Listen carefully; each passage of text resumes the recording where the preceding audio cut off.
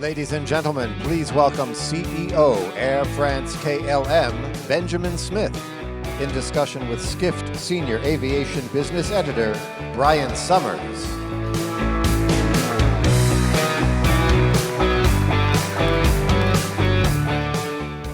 Good morning, everyone. Thank you, Ben Smith, for joining me here.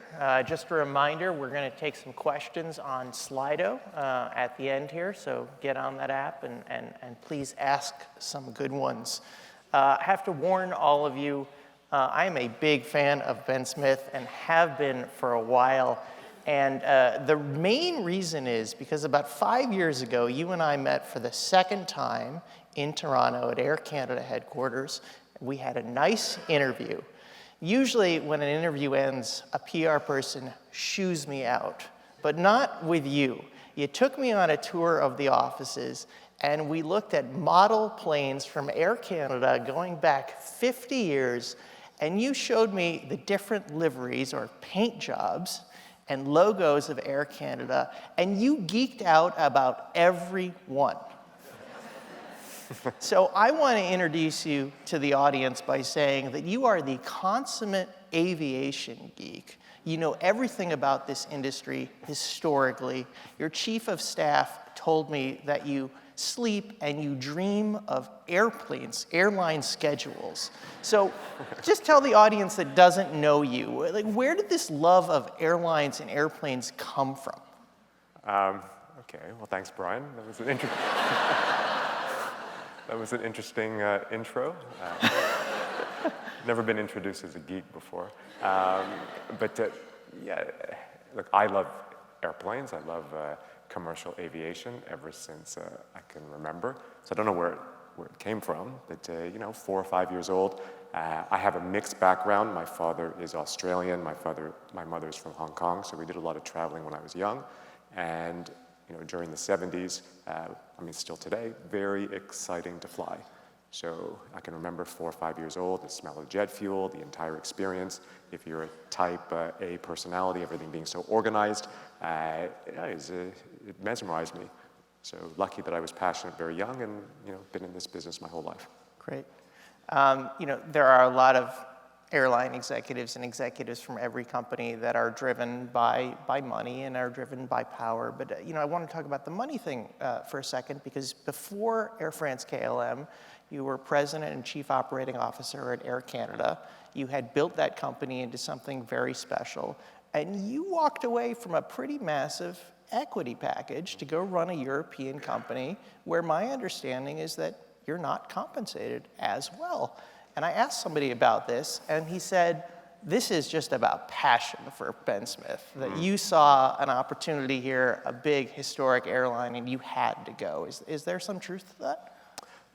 So, look, when you love aviation, I'm not sure who's in the audience here, if there are any other aviation geeks.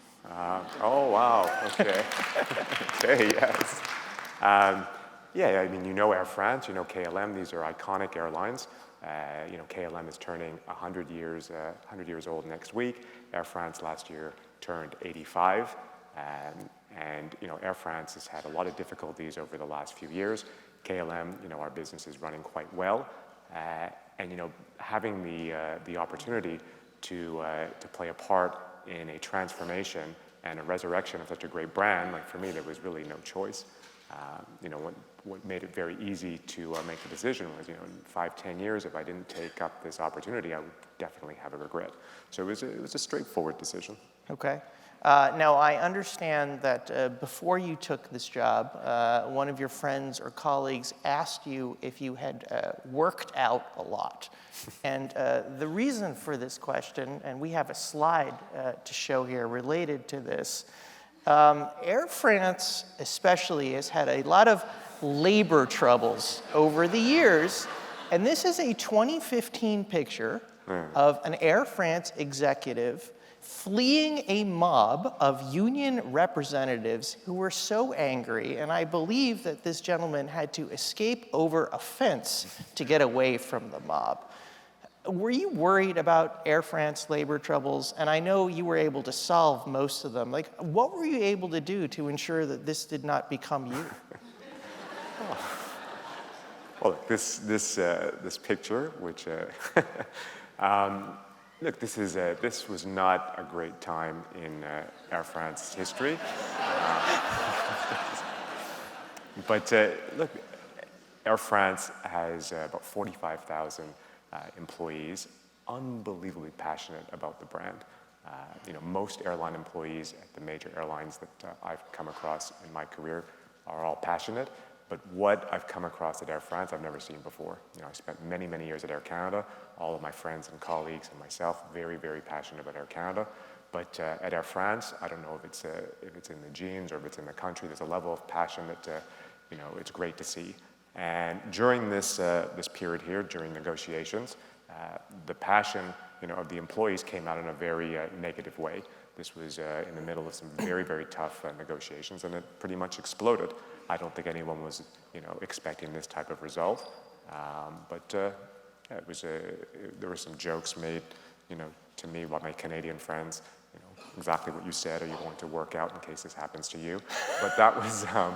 But I think the number one opportunity or challenge that I was looking forward to was seeing if we could stabilize the labor relationship between management and Air France as quickly as possible. I thought that would be the biggest challenge. It was a big challenge. I mean, we're in a very good spot right now. But of course, the airline has an enormous amount of competition, and on the business side, this is where we're putting our attention toward today. So one thing that you were able to do, which is kind of unprecedented, which you've been able to persuade pilots to let you grow this low-cost carrier called Transavia, which is a pretty big deal, right? Look, with Transavia, first of all, the Transavia brand originated in the Netherlands.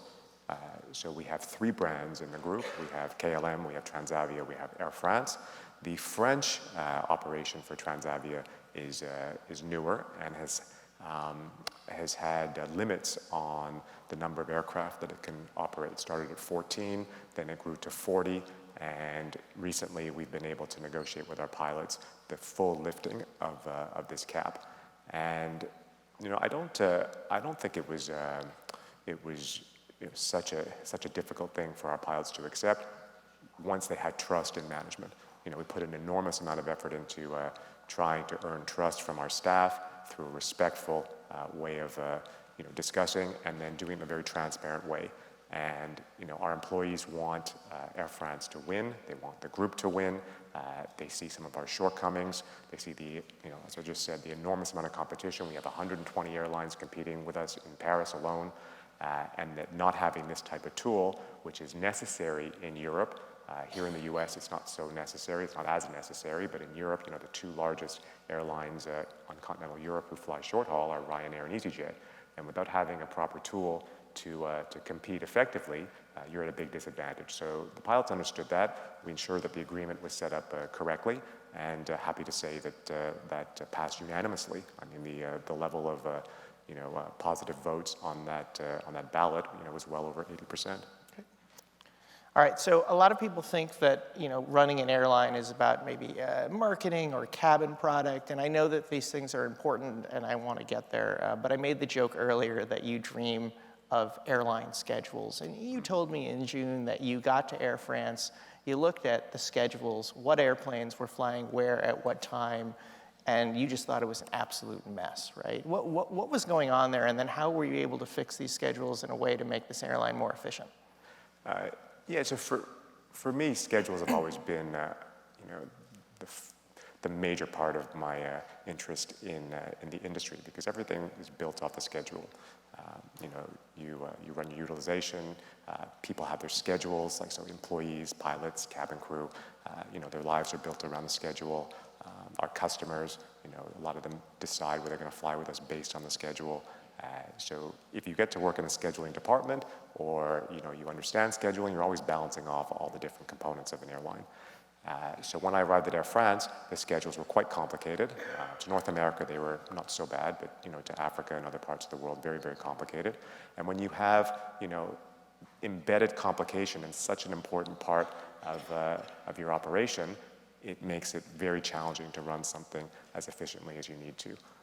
Our industry is very, very complex, and when you have a complex set of schedules, makes it even more difficult. We have a complex fleet, so really adds a lot of pressure on our frontline staff, makes it difficult for our staff to put out a product to our frontline colleagues that they've got, but also to our customers. When we can't meet or exceed the expectations of our customers, we're not making it easy on our staff, we're not making it easy on our customers, and then bottom line for our shareholders, it's not a great result. So if the schedule is not straightforward, for me, you don't have the base of an airline in a good spot. There it is, folks. It's all about the schedules. I did want to ask you a little bit about fleet, and you'll probably be more diplomatic in this chair than you were backstage. But everybody gets very excited about the Airbus A380. It's a French-made aircraft. You got to Air France, and you said, we can't fly this airplane anymore. It does not work for us. What is the problem with the A380? People say that they love it. Look, it's a great ride. I don't know how many people here have flown an A380, but it's the A380 from a customer's perspective. If the products on board are decent, it's an amazing airplane from a customer's perspective. From an individual airline's view, it's an expensive airplane. The economics that you would expect from such a large airplane that you would get advantages, on the unit cost basis are not there, so you don't get any efficiencies there. You need extra width in gate areas to be able to accommodate this airplane, so not every airport, not every gate, can handle an A380. You need 2 or 3 jetways to get up on this, to unload this airplane. So it's a complex airplane to handle. When you have a small fleet of 10, Air France only has 10 of these A380s. Operationally, if one of them has a problem, very hard to back up the airplane. So if you say, okay, economically it's not great, operationally it's not great, and then in Air France's situation, the interiors of the airplanes were dated, and the cost of upgrading the interiors was prohibitive. So we made the tough decision and decided we're going to early retire these airplanes. So by 2022, they'll be out of the Air France fleet. Did you tell me at some point that to retrofit the interior of an A380 would have cost like 35 million euros? Yeah, How is that possible? Well, I don't know if there are any seat manufacturers in the audience. In-flight entertainment, that's what it is. Seats, in-flight entertainment, the downtime on the airplane is expensive. Moving monuments like toilets or galleys, very, very expensive. And the airplane, because there aren't so many around the world, each one of those items I just listed requires certification. And it's a big plane. Yeah. And we want to maintain, if we were going to retrofit those airplanes, we wanted to do it to the same standard of our latest 777, and those products were expensive on a much bigger scale. So 35 to 40 million euros was on 10 airplanes, with an airplane that is not as economical as some of the other airplanes that are out there. Newer technology. We said this is just not the right decision. Okay. I am going to geek out a little bit here to the audience because I like to do this. It's a bit of a niche question, but you mentioned in your last answer monuments on an aircraft, and you did explain what they are, but these are things like lavatories and bulkheads and stuff like that that are just like have to be on the airplane that aren't seats. I spoke to somebody about Air France last week, and out of nowhere, he said, their monuments are in the wrong places. Everything is wrong about the way Air France designed its aircraft way back when. Is there some truth to that? What were they doing wrong? Why are the toilets in the wrong place? Well, not all the aircraft are in bad shape, but look, in our business, you need, because the margins are so thin, you need absolutely, every single thing in as optimal, layout as possible. And with the airplane, say if you get the schedules right, if the airplanes are being utilized, as best they can, that gives you one level of efficiency. I would say number 2 is the interior of the airplane, if it is set up in the right way. So if you have the right ratio of premium seats versus economy seats based on the markets you fly, and you balance that out correctly, that's I'd say be step 2. But then once you've decided that, how do you lay that out in the airplane? Do you ensure that you've got the perfect amount of galley to serve the product that you have or the services that you have on board.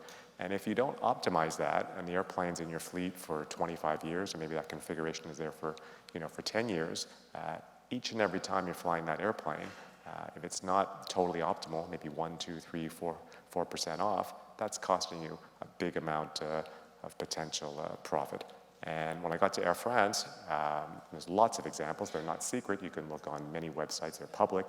You can see how some airlines do a very, very good job of optimizing their interiors. And I think at Air France, we have a big opportunity just with LOPA, so the interiors of airplanes, to gain some efficiencies there. So yes, there are some extra monuments that are not necessarily required at Air France.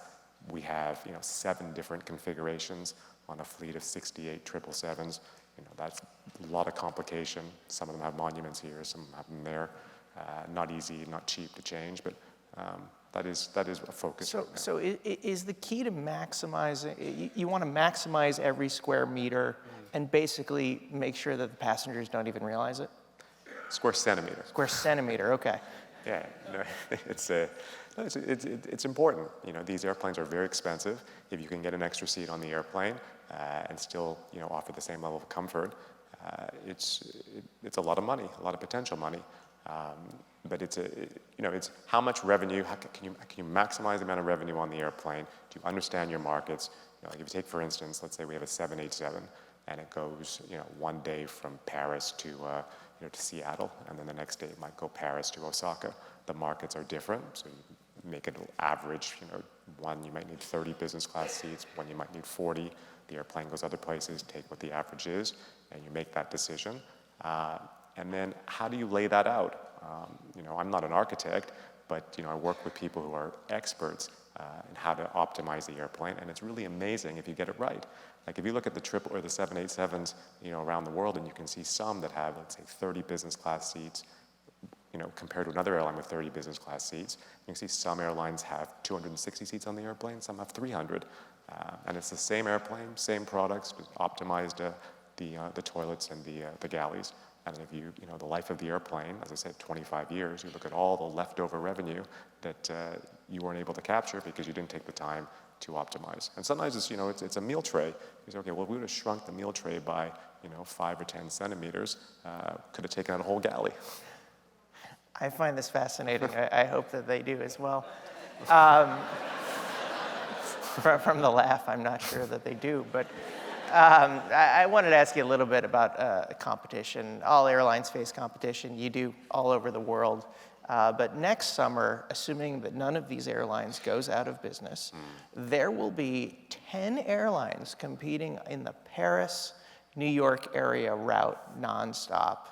How do you compete against all this? And some of these airlines people haven't heard of, like French Bee. Well, we'll shrink the size of the meal tray. Yeah, that'll do it, right? that'll get us a few more seats. No, Air France has an amazing brand. Yeah. An absolutely amazing brand. The brand stands on its own. We don't have to explain in the United States, what Air France is.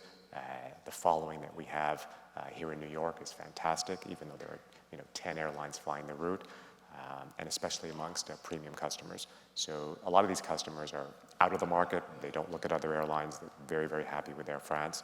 But to have 9 other operators that we compete against, that is a challenge.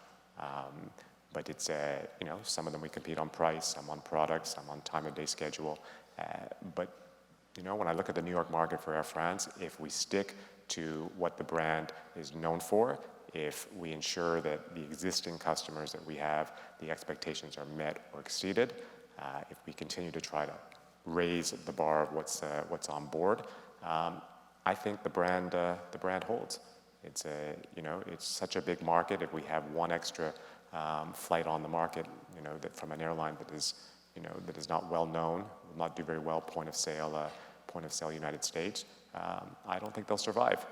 In the summer, if you cannot make money on the transatlantic because it's such a strong market, we're in excess demand, you've got an issue. And in the winter, if you don't have a good corporate following, you have a real problem. The transatlantic is a very, very tough market in the winter, and this is when you see airlines that aren't able to win in the summer, they disappear in the winter. So I think a lot of these airlines that have recently entered the New York market probably don't have a good understanding of what it's like to compete or even operate in the winter. So your predecessor had a slightly different strategy, a little less on the North Atlantic, but certainly in the rest of the world. He had created perhaps the most mocked airline in the history of airlines. It was called June, and it was marketed only to millennials, except, of course, to fill the seats, he needed everyone to fly on it. It took you about 6 months, and you killed this thing. What was wrong with June? Look, June, because the domestic French market is very, very tough. The intra-European market is very tough for legacy carriers because of the efficiency of Ryanair and EasyJet and the inability to have your brand stretch from a low-cost product offering all the way up to a high-end business class offering. So this was a branding effort. The pilots were the same. The routes were transferred from Air France to June. There weren't new routes created. And the way the operation was set up, it was basically done on the backs of the Air France flight attendants. The flight attendants at June were all hired new. The pilots at June were Air France pilots. So the break in trust between Air France management and the Air France flight attendants was a big break in trust. And that, I don't think, would ever have been able to have been repaired. And then through that, there was also a big break in trust between the Air France brand and Air France customers. Customers did not understand what this brand was. It was never rolled out correctly. And when you have those two, ruptures, to try to repair those, and not really seeing a path toward that, pretty clear you got to clean that up as quickly as possible. Now, one of the reasons it was created was, to improve the bottom line on some of these routes. And when I studied it and saw that they were so marginal, and that if we were able to recapture all of those potential savings through a better relationship with our flight attendants, that there was only really one decision, and we did that relatively quickly. Great. Should we take some audience questions? Sure. All right, let's see what we have on the screen. All right, the first question is a good one. It was on this list here. I don't know how many of you know the backstory, but there have been some troubles between Air France and KLM. These are two very proud airlines. Each of them has its own CEO, and you're the CEO above that. And it's not clear that the two airlines get along all that well. So it seems the KLM CEO doesn't really want to be part of your mothership. How do you deal with this? No, I wouldn't. I would disagree with that. Look, Air France and KLM got together in 2004, and at that time became the largest airline in the world. During that period, and all the way up to when I was appointed last year, the head of the group also had, a strong position, be it chairman or CEO of Air France, and so it was sort of run as two airlines, even though it was a group that was the mother company or the holding company. So when I started, I'm not French, I'm not Dutch, and I was looking at it as a typical group like Lufthansa Group and like IAG. This was relatively new, so it took some time to get used to that we were going to try to set our airline up in a much more clear, we would clarify this to both groups, and it took a little bit of time. Not everyone understood it. A lot of media were trying to fuel an issue between France and the Netherlands because these are two such iconic companies, and there were issues between the two. But look, we are part of one group. We're in third place now amongst the three big European groups, and we have no time to waste on trying to figure out if KLM or Air France are not great partners together. So that I would say is a big media backlash, or not media backlash, but media ability to try to drum. I know it's fun to always blame the media, but I mean, it's true. Let's be clear here. I mean, it wasn't just the media. The government of the Netherlands was so concerned by this that they quietly took a 14% stake in your company so that they could have a seat at the table. Yeah. These are two iconic companies. Yeah. KLM is really important to the Dutch economy. Schiphol is really, really important. Same with Air France. And if there's any concern that the well-being of KLM is not going to be best considered, it's not so unusual that a government may decide to do that. I mean, they're shareholders; they want what's best for the group. Just like the French government owns the same percentage. For me, people were saying, well, is this a bad thing that you've got two governments that are shareholders in the group? I would say, look, as long as they're aligned to our strategy, it's okay. And both want exactly what we want. They're not looking for us to go down a different strategy. They want us to win. They want to support us. So as far as I'm concerned, it's good. Great. All right, I found another good question up here. We'll also go with the first one, because this is an important question. There has been some backlash in Europe, specifically Northern Europe, against flying. And how are you responding to this backlash against flying for environmental reasons? Yeah, well, we're doing everything we can, similar to many of our competitors. Very happy to say that we were recently named, or we were put at the top of the Dow Jones Sustainability Index on part of airlines. So, very proud of that. So that's global. But look, we have, we just announced, at KLM that we are going to be reducing the number of flights between Amsterdam and Brussels and pushing some of our customers to the train. So we're doing a few things that are, a little unorthodox. But this, especially in Europe, I don't see this as much in the U.S. It is a concern. So we have a big responsibility to make sure that that this becomes much like a big top of mind topic for us. But it's not just for me. Our employees are looking for this. Yep. We get a lot of questions, a lot of focus. Our staff want to know that the job that they're in and the company they work for is very responsible surrounding this, and of course our customers. But the biggest push we're getting is really from our employees. They want to make sure they feel good about coming to work each day, and that they work for a company that is responsible. But you guys burn a heck of a lot of jet fuel. I mean, is there any hope that there's going to be a future beyond this? Look, we are spending a lot of money on new technology, and you being an aviation geek as well, you know the difference between the fuel burn of an airplane 10, 20 years ago versus what we have today. So it is a big, big step up when you look at new technology. So as far as we're concerned, the faster we can re-equip our fleet to the latest technology, that's a huge improvement to the carbon footprint we would have put out in the past. Great.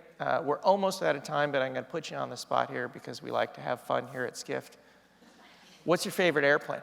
Favorite airplane, 747. Thank you so much.